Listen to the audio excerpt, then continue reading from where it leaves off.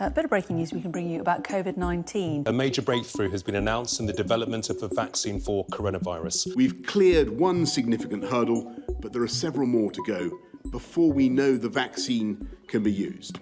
It's exceeded scientists' expectations and its discovery has been hailed as a great day for science and humanity. But will the Pfizer vaccine put an end to the coronavirus crisis?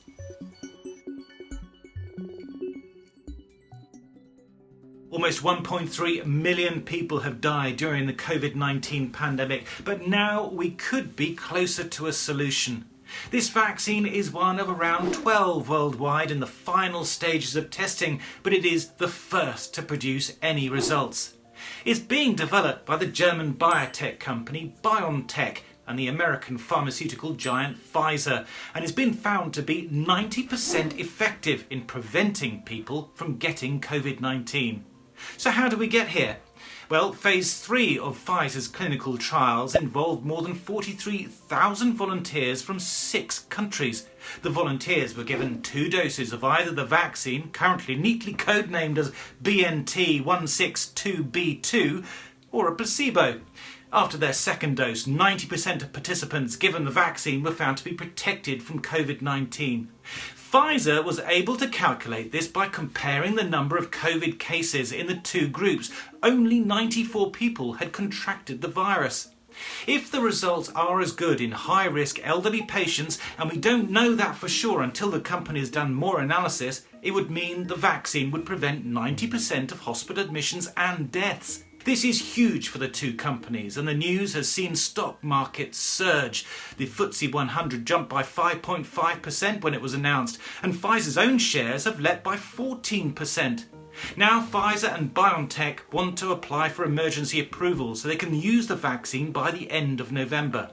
But caution is needed. We absolutely cannot rely on this news as a solution, and the biggest mistake we could make now would be to slacken our resolve at a critical moment. Not everyone in the scientific world is convinced.